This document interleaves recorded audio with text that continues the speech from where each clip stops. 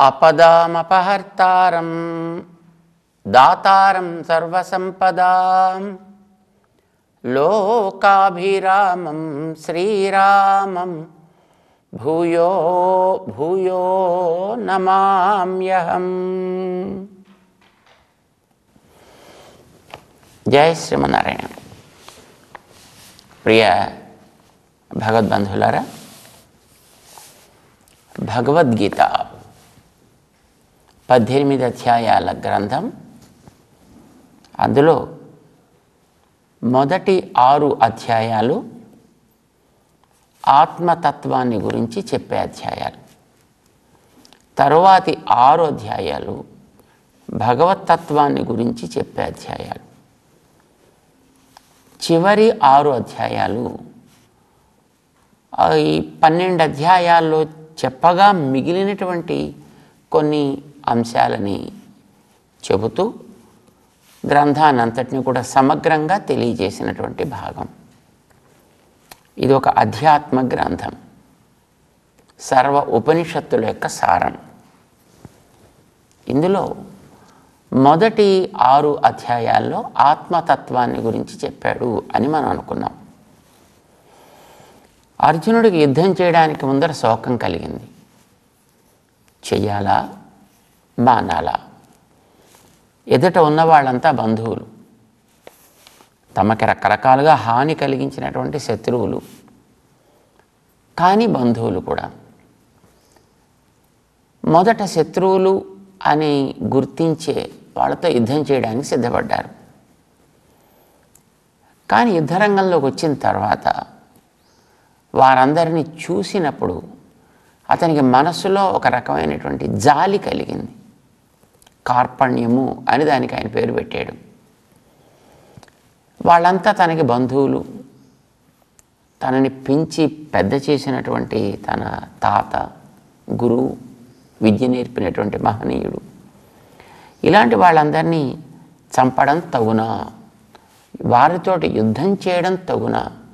ఇది అర్జునుడికి సందేహం కలిగింది, దుఃఖం కూడా వచ్చింది. అయ్యో, ఇలాంటి యుద్ధాని కోసం నేను వచ్చానే, రక్తసిక్తమైనటువంటి ఈ భోగాల్ని అనుభవించడం కోసమనా? అంచేత యుద్ధం చేయబుద్ధి అవ్వలేదు అతనికి. చేతిలో ఉండేటువంటి ధనస్సుని, బాణాలని కూడా పారేసి విసృజ్య సశరం చాపం శోక సంవిఘ్న మానసః రథోపస్థ ఉపావిశత్ అని మొదటి అధ్యాయం ముగుస్తుంది. ఆయన రథంలో చతికిలబడ్డాడు. ఇప్పుడు ఇతడికి కర్తవ్య బోధ చెయ్యాలి. అది కృష్ణుడి యొక్క బాధ్యత అయింది. ఆ కర్తవ్యం చెప్పడం కోసం మనిషికి శరీరం పైన ఒకటి, లోపల ఆత్మ ఒకటి, 2 ఉంటాయో. మనిషికనే కాదు, ఏ ప్రాణికైనా.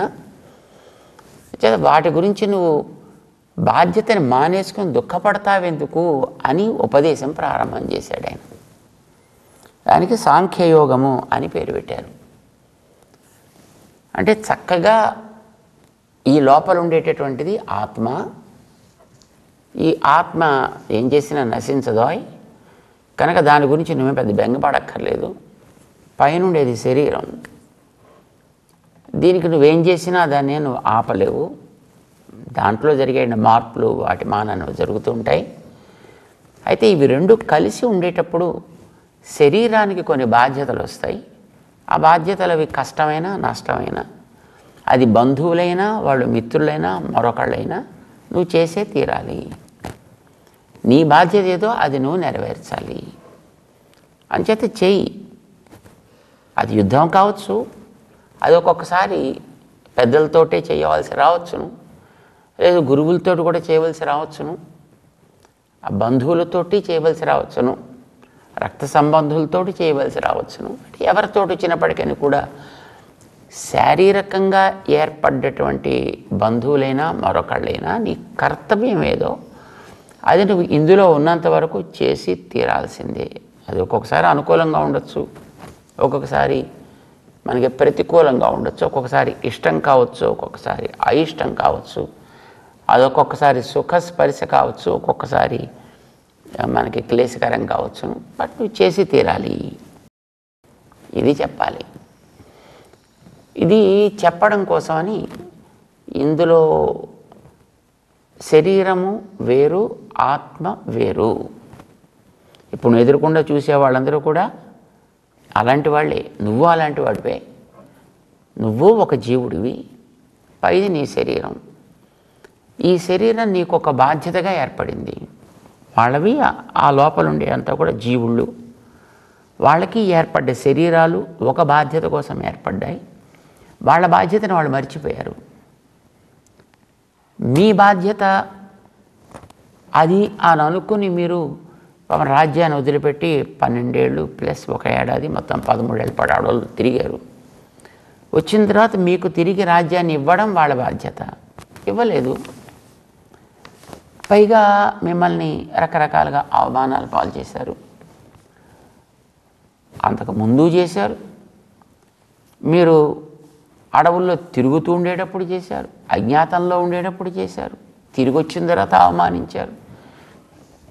అంచేత అలాంటి వాళ్ళతోటి నువ్వు చేయవలసినటువంటి కర్తవ్యం యుద్ధం అని వాళ్ళు తేల్చారు కనుక చేయి. ఇది చెప్పాడు ఆయన. అర్జునుడికి అది పూర్తిగా అర్థం కాల. దాన్ని స్పష్టం చేయడం కోసం 3వ అధ్యాయం చెప్పాల్సి వచ్చింది. మొట్టమొదట శరీర ఆత్మ వివేకం కలిగించడం, ఇది సాంఖ్య యోగం. ఆ తెలియడం అనేటటువంటిది ఒక సాధనం. ఇందులో ఉన్నప్పుడు నీ పని నువ్వు చేస్తే మళ్ళీ ఇలాంటి దాంట్లోకి వచ్చి నువ్వు తగులుకోక్కర్లేదు. ఇది చెప్పాలి. ఇప్పుడు నువ్వు ఏదో ఒక రకమైనటువంటి ఒక బాధ్యత చేత ఇక్కడికి వచ్చావు, దీంట్లో ఉంటున్నావు, కొంతకాలం ఉంటావు. ఉన్నప్పుడు చేయవలసిన పని నువ్వు చేస్తే మళ్ళీ ఇంకోసారి ఇలాంటి దాంట్లోకి నువ్వు రావక్కర్లేదు. ఏమవుతావు? సుఖాన్ని పొందుతావు. దేనికి సుఖం? నీకు సుఖం. నువ్వంటే ఎవరు? ఆత్మ. మరి వీళ్ళంటే ఎవరు? ఆత్మలే. అంటే చుట్టూ ఉండేవాళ్ళ ఆత్మలే. ఈ ఆత్మలన్నింటికీ ఏర్పడ్డ శరీరాలతోటి వాటి పనులు అవి చేయాలి. చేస్తే అది మంచిగా ఆ శరీరంతో వచ్చినటువంటి బంధం పోయి తన స్వస్వరూపాన్ని తెలుసుకుని చేరాల్సిన చోటుకి చేరి సుఖపడుతుంది ఈ ఆత్మ అనేది. లేకపోతే మళ్ళీ ఇలాంటి పాడు శరీరాల్లోకి రావాల్సి వస్తుంది. ఇందులోనే తిరుగుతూ ఉండాల్సి వస్తుంది. కానీ అలా తిరుగుతూ ఉండడం సుఖకరం కాదు. ఇప్పుడు నువ్వే చూస్తున్నావు కదా, నీకు ఇప్పుడు ఇంత వయసు వచ్చింది, సుమారుగా 90 ఏళ్ల వయసు వచ్చినప్పటికీ అర్జునుడికి. కృష్ణుడికి కూడా ఇంచుమించుగా ఒక 6 నెలలు ఎక్కువగా అదే వయస్సు. మరి ఇంత వయసు వచ్చింది, ఇప్పటిదాకా నీకు అంత బాగుందా? లేదు. దీంట్లో ఏది పెద్ద అనుకూలంగా అయితే ఉండదు, సుఖకరంగా అయితే ఉండదు కదా. చేత నీకు సుఖకరమైనటువంటి స్థితి ఇందులోంచి వదిలి వెళ్ళుట, మళ్ళీ ఇలాంటి దాంట్లోకి రాకుండుట, ఇదే నీకు తెలియాల్సింది. అంచేత ఇప్పుడు నువ్వు ఇందులో ఉన్నప్పుడు చేయాల్సిన బాధ్యత ఏదో నువ్వు నెరవేర్చాలి కనుక అది వాళ్ళతో మంచిగా ఉండడం ప్రయత్నం చేసావు, వాళ్ళు వినలేదు, పోరుకి దిగారు. మరి నువ్వు పోరు సలపాల్సిందే. విజయం వస్తుందా అపజయం వస్తుందా అది పెద్ద నీకు అవసరం లేదు. నీ బాధ్యతను చేయి, వస్తే వస్తుంది, లేకపోతే మానేస్తుంది. కర్తవ్యాన్ని మరిచిపోయిన వాడివిగానో, తృణీకరించిన వాడివిగానో, విడిచిపెట్టేసిన వాడివిగానో నువ్వు ఉండకూడదు. ఇది సారం. మరి కర్తవ్యాన్ని పరిపాలించడం అంటే దాన్ని ఏమంటారు? దానిపై కర్మ ఆచరణ అని 3వ అధ్యాయం చెప్పాడు. నువ్వు కర్మాచరణ చేయాలయా. దేంతో? దేనికి? శరీరంతో చేయాల్సిన పనికి పేరు కర్మ. క్రియతే. దీంతో అది జరుగుతోంది. జరగాల్సినవన్నీ కూడా కర్మలు అని అంటాం. చేత కర్మాచరణ సవ్యంగా చేసేటప్పుడు అది వెనకాతలుండి ఎవడు చేయిస్తున్నాడో తెలుసుకొని చేయడం అనేటటువంటిది బాధ్యత. ఎవడు చేయిస్తున్నాడంటావు? నేనే చేయించేది. వెనకాతలుండి నేనేనా అంటే అందరికీనా? ఓ అందరికీ. నీకు, వీళ్ళకి, వాళ్ళకి అందరికీ వెనకాతలు నేను ఉంటాను అని నేను చేయిస్తుంటాను. మరిది ఇప్పుడు నన్నేం చేయమంటావు? నువ్వు వాళ్ళకి శత్రువులుగాను నన్ను వాళ్ళతో యుద్ధం చేసేవాడు కానీ ఎందుకు ఏం చేస్తున్నావు అంటే అది నేను చేయించడం కాదయా, వెనకాతలు ఉండి కావాల్సిన శక్తిని ఇచ్చేవాడిని నేను.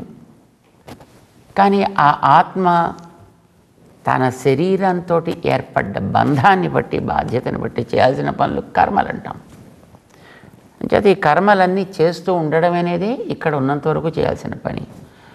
ఆ చేసేది వెనకాతల నేనుండి నీకు కావాల్సిన శక్తిని ఇస్తున్నానని తెలుసుకున్నప్పుడు నా మీద బాధ్యత పెట్టి చేయి. అలా చేస్తే దానికి యజ్ఞము అని పేరు. అంచేత యజ్ఞమయంగా జీవితాన్ని గడుపు. నాయం లోకోస్తి అయజ్ఞస్య. యజ్ఞమయంగా జీవించిన వాడికి ఈ లోకంలో సుఖం అనేది ఉండదా? వాడు మళ్ళీ మళ్ళీ మళ్ళీ మళ్ళీ ఇప్పుడంటే తెలుసుకునే బతుకు వచ్చింది, ఇది పోతే ఆ తెలుసుకునే బతుకు కూడా రాకపోవచ్చు. అంటే ఇంకొక రకమైనటువంటి ఏదో జన్మ రావచ్చు, ఏదో రకమైన జన్మ రావచ్చు. మరి అలాంటిది రాకుండా ఉండాలంటే కర్మాచరణ చెయ్యి, అది యజ్ఞమయంగా చెయ్యి. అంటే కర్మ ఆచరించాలంటావు. ఎస్, 3వ అధ్యాయం అయిపోయింది. మరి ఈ కర్మ ఆచరణ అనేటటువంటిది ఎప్పటి నుంచి వచ్చిందా? ఎప్పటి నుంచి రావడం ఏంటి? ఎప్పటి నుంచి జీవుడు ఉన్నప్పటి నుంచి వచ్చింది అన్నాడు. నీ మీద కర్మలు ఎందుకు వచ్చాయి? నువ్వు ఉన్నప్పటి నుంచి వచ్చాయి. నేను ఎప్పటి నుంచి ఉన్నాను? నేను ఎప్పటి నుంచి ఉన్నాను అప్పటి నుంచి నువ్వు కూడా ఉన్నావు. నువ్వెప్పటి నుంచి ఉన్నావా? అబ్బో నేను ఎప్పటి నుంచో, ఈ సూర్యుడు పుట్టినప్పటి నుంచి నేను ఉన్నాయా? నువ్వు ఉన్నావు అప్పటి నుంచి కూడా. మరైతే అప్పటి నుంచి నేను ఉన్నాను, అప్పటి నుంచి నువ్వు ఉన్నావు, నీకెలా తెలుసున్నాయా? నాకు అన్నీ తెలుసున్నాయా? మరి నాకెందుకు తెలియవయా? నీకు తెలియవన్నా. నీకుండేటటువంటి కర్మబంధం చేత నీకు తెలియదు, నాకు కర్మబంధం లేదు కనుక నాకు తెలుసు. అన్యాయమయ్యా, నువ్వు ఉంటున్నా నేను ఉంటున్నాను అంటున్నావు, నీకేమో అని తెలుసునంటున్నావు, నాకేమో ఏం తెలియదు అంటున్నావు. నిజమే, నాకేం తెలియదు అనుకో, కానీ నీకన్నీ తెలుసును అని అంటున్నావు. నేను ఎట్లా నమ్మాలయా? దానికి తన అవతార రహస్యం ఏమిటో తెలియచెప్పాడు 4వ అధ్యాయం. లోపల శరీరంతో చేసే కార్యక్రమాలు పనులన్నీ యజ్ఞమయంగా చేయమని చెప్పాడు 3వ అధ్యాయంలో. ఆ చేసేటప్పుడు ఉండాల్సినటువంటి జ్ఞానం ఎలా ఉండాలో చెప్పాడు 4వ అధ్యాయంలో. ఏం తెలుసుకొని పని చేయాలి, ఎలా తెలిసి పని చేయాలి, ఎంత పని చేయాలి, ఎప్పుడు చేయాలి, ఎవడి కోసం చేయాలి. సో ఇది తెలివి అని అంటాం. ఆ తెలివికి జ్ఞానము అని పేరు పెట్టాడు ఆయన. ఈ జ్ఞానం అనేది నాకుందే సహజంగానే. నా జ్ఞానాన్ని మూత వేసేదంటూ ఏదీ లేదు. అంచేత నాకు ఎప్పుడు తెలుస్తూ ఉంటుంది. అందుకే నేను నీకు చెప్పగలుగుతున్నా. కానీ నీకు కర్మల ప్రభావానికి లొంగి ఉన్నావు కనుక నువ్వు, నీ జ్ఞానం కాస్త అక్కడ మూతబడింది. ఆ మూతబడ్డ జ్ఞానాన్ని తొలగించుకోవాలి. ఎలా తొలగించుకోవాలి చెప్పాను కదా. నువ్వు చేసే పనులు యజ్ఞంగా చేస్తే క్రమంగా తొలగడం ప్రారంభిస్తుంది. ఇప్పుడు లోపల ఉండేటటువంటి జలధార పైకి రావాలి అని అంటే పైన పేరుకున్నటువంటి మట్టి పొరలని క్రమంగా తొలగిస్తే ఆ లోపల నుంచి ఆ ధార అమాంతం ఒకసారి పైకి పొంగి విరజిమ్ముతుంది కదా. జ్ఞానం అనేది సహజంగానే ఉంది, కానీ ఆ జ్ఞానానికి పైన పొరలు ఉన్నాయి. అయితే ఈ పొరలు తొలగడానికి కావలసినట్టుగా నువ్వు పనులు చేసుకుంటూ ఉండాలి, నీ బాధ్యతలు నెరవేర్చుకోవాలి. సో దానికి కర్మ చేస్తే మంచిగా యజ్ఞమయంగా చేస్తే అది కర్మయోగం అవుతుంది. చేయి, కర్మయోగం ఆచరించు. ఏం తెలివితోటి చేయాలి అది 4వ అధ్యాయంలో చెప్పాడు. జ్ఞానయోగము అని పేరు పెట్టాడు దానికి. ఉండాల్సినటువంటి రీతిలో జ్ఞానాన్ని ఉంచుకోవడం చాలా అవసరం. ఈ పైన ఉండేటటువంటి శరీరం కర్మ సంస్కారాల మయం కావడం చేత జ్ఞానం సవ్యంగా ప్రసరించకుండా ఎన్నో రకాలుగా అడ్లు పెడుతూ ఉంటుంది. అది ఆ ఇటు అటు తప్పుదారులు తొక్కకుండా ఉండేట్టుగా చూసుకోవడం అనేటటువంటిది మనం చేయాల్సిన పని. మనకి తెలివి ఉన్నందుకు చేయాల్సిన పని అది. అంచేత జ్ఞానం అనేటటువంటిది చాలా పవిత్రమైనటువంటిది.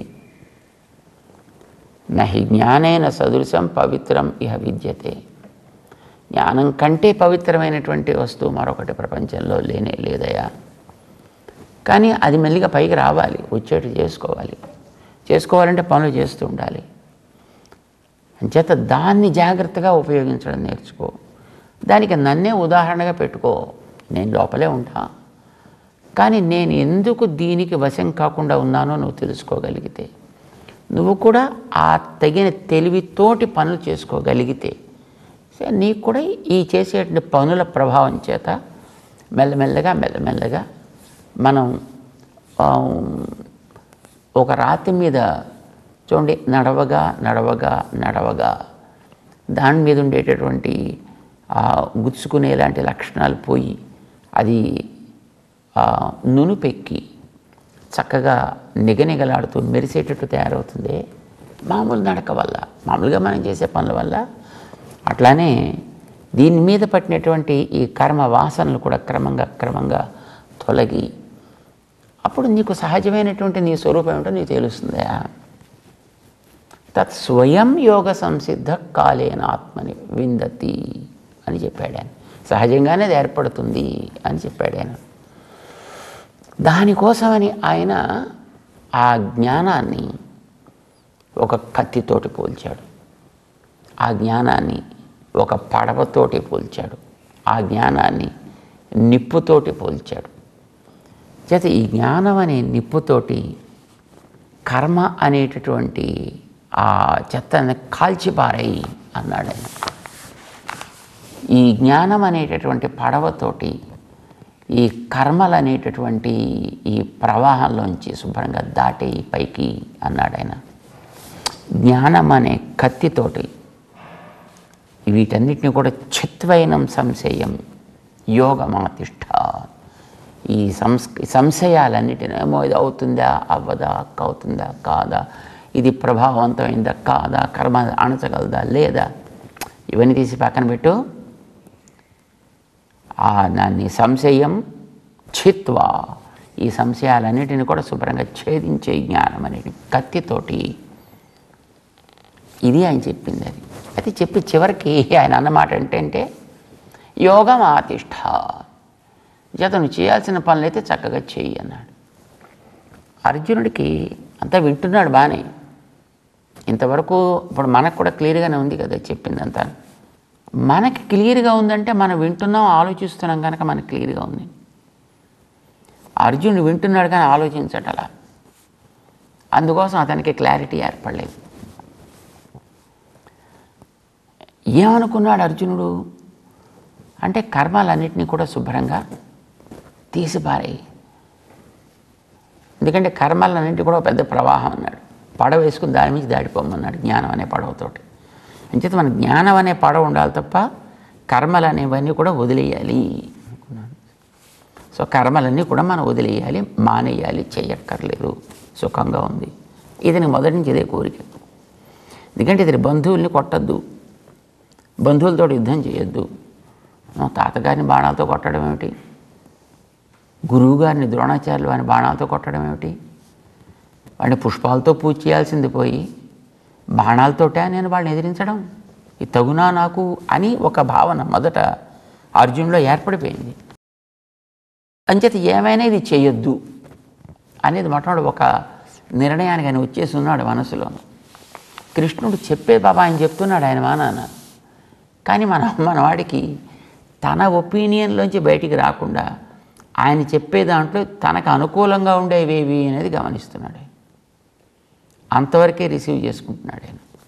జనరల్గా ఎవరికైనా అలాగే ఉంటుంది కదండి. ఇప్పుడు రామాయణంలో సీతను రావణాసుడు ఎత్తుకుపోయాడు, రామచంద్రుడు అక్కడికి వెళ్ళాడు, యుద్ధం చేసి రావణాసురుని సంహరించాడు. ఆ తర్వాత సీతమ్మని నీ ఇష్టమయ్యా, నీకు బంధాన్ని అయితే తీసేశాను కదా అన్నాడు. మాట తట్టుకోలేక అగ్నిలోకి ఆవిడ దూకింది, బయటకు వచ్చింది. ఇదంతా చరిత్ర. అయోధ్యలోకి వచ్చిన తర్వాత అయోధ్యాపురవాసులందరికీ కూడా ఈ విషయం చెప్పారు. అది చూసిన వాళ్ళు, విన్నవాళ్ళు కుశలవులు పాడినప్పుడు తర్వాత తెలిసిందనుకోండి. ఇప్పుడు ఈ పాటలు వాళ్ళు విన్న తర్వాత వాళ్ళకి రావణాసుడు తీసుకెళ్ళడం దాకా తెలిసింది, రాముడు వెళ్ళడం దాకా తెలిసింది, యుద్ధం చేయడం తెలిసింది, అగ్నిలోకి దూకడం తెలిసింది. అందులో బయటకు వస్తుందంటే నమ్మబుద్ధి కాలేదు. ఎంత వాళ్ళకి అవసరమో అంతవరకు నచ్చింది, వాళ్ళకి తీసుకున్నారు. అగ్ని నుంచి బయటికి రావడం ఏంటి? నచ్చలేదు అది, కనుక దాన్ని ఒప్పుకోలేదు. మనిషి లక్షణం అది. ఎంతవరకు తనకి నచ్చుతుందో అంతవరకు తీసుకుంటాడు. ఏది తనకి నచ్చలేదో దాన్ని అంగీకరించడు. అర్జునుడికి పాపం సిచ్యువేషన్ ప్రస్తుతం అట్లానే ఉంది. తను పనులు చెయ్యమంటున్నాడు, కానీ జ్ఞానం అనేటటువంటి దాంతో దాటేయమంటున్నాడు ఆయన. జ్ఞానం చాలా పవర్ఫుల్ అంటున్నాడు ఆయన. జ్ఞానం అనే పడవ తీసుకుని కర్మలకి జాగ్రత్తగా తినిమించి ఇందులో చిక్కుకోకుండా వెళ్ళిపోయాయంటే కర్మలు అక్కర్లేదని కదండి అర్థం. ఇది అనుకున్నాడు అర్జునుడు. అలాగే ఇప్పుడు కర్మలు అనేటటువంటి చెత్త పొదలని జ్ఞానం అనే కత్తితోటి చెత్తవా కోసి బారేవయా అన్నాడు. అంటే అవన్నీ మనకు అక్కర్లేదని అర్థం కదండి. అంటే కర్మలు వదిలేయి అని అనుకున్నాడు ఈయన. చేత హాయిగా ఉంది, సుఖంగా మన బతుక్కి ఏం పనులు చేయక్కర్లేదు, హాయిగా చక్కగా రిలాక్స్గా ఉండొచ్చు అని అనుకున్నాడు. కానీ చివరికి వచ్చేటప్పటికి యోగం ఆతిష్ట ఉత్తిష్ట, లేచి నీ పనులు చేయవయా అన్నాడు మళ్ళీ చివర. అక్కడేమో పనులని వదిలిపెట్టేసి పైనుంచి హాయిగా దాటేయమన్నావు, అక్కడ పనులన్నీ శుభ్రంగా నిప్పులతో కాల్చేయమన్నావు, అక్కడ కత్తితోటి కోసేయమన్నావు వాటిని. మళ్ళీ చివరికి వచ్చేటప్పటికి యోగం ఆతిష్ట అని అంటున్నావు. యోగం అనే పదం వాడండి ఆయన. భగవద్గీతలో పదాల గురించి మనం గతంలో అనుకున్నాం. ఆ పదాలు ఏది ఎందుకు వాడాడో మనం సరిగ్గా తెలిస్తే, దాన్ని ఏ అర్థంలో మనం తీసుకోవాలో సవ్యంగా తెలిస్తే మనకి ఏ చికాకు ఉండదు. చక్కగా గ్రంథం అంతా పూర్తిగా హాయిగా అర్థమవుతుంది. లేకపోతే ఎక్కడెక్కడే మనకి దాంట్లో పరస్పర వైరుధ్యాలు కనిపిస్తాయి. మామూలుగా ఇప్పుడు యోగం అంటే యోగాభ్యాసం కాదు, ప్రతి అధ్యాయానికి యోగం అనే పేరు. ఆ యోగం అనేది అంటే కర్మయోగం, జ్ఞానయోగం, రేపు పొద్దున పైకి కొడితే కర్మ సన్యాస యోగం, దాని తర్వాత ఆత్మ సంయమ యోగం, ప్రతి అధ్యాయానికి యోగం అనే పేరు ఉంటుంది. కానీ అక్కడ యోగము అని అంటే అది ఒక ఉపాయము, అది ఒక సాధనము అని అర్థం. ఆ అర్థంలో అక్కడ వాడాడు. ఇక్కడ యోగమాతిష్ట అన్నాడు చివరి శ్లోకంలో 4వ అధ్యాయంలో. ఈ యోగానికి ఆ అర్థం కాదు. ఇక్కడ నువ్వు ఆచరించాల్సినటువంటి నీ బాధ్యతాయుతమైనటువంటి పని, నీ కర్తవ్యము, కర్మయోగము ఆతిష్ట చెయ్యి అన్నాడు ఆయన. ఇందాకనేమో అది వద్దంటున్నావు, ఇదేమో చేయమంటున్నావు. ఎట్లానయ్యా ఇలాంటి పరస్పర వైరుధ్యమైనటువంటి ఒకదానితో పొసగని మాటలు చెప్తున్నావు ఏమిటో మళ్ళీ నాకు, ఎందుకు నన్ను అవసరంగా కన్ఫ్యూజ్ చేస్తున్నావు ఇట్లాగా అని అనిపించింది అర్జునుడికి. అంటే కృష్ణుడు చెప్పాల్సింది పాపం ఏ లోపం లేకుండా అని చెప్పాడు ఆయన. కానీ మనవాడికి అది సవ్యంగా అర్థం కావటంలే. ఎందుకనంటే విన్నదాన్ని ఆలోచన చేయాలి కదా, మననం చేయాలి కదా. యుద్ధరంగంలో ఉన్నాడే, చుట్టూ జనాలు, గోల. ఈ ఆలోచన చేసేటటువంటి సమయం అతనికి లేకపోవడం చేత అతనికి చెప్పినటువంటి తాత్పర్యం అర్థం కాలేదు. పోనీ మనకు అర్థమైందా? ఎంతవరకు మనకు అర్థమైందో చూద్దాం ఒకసారి. జై శ్రీమన్నారాయణ.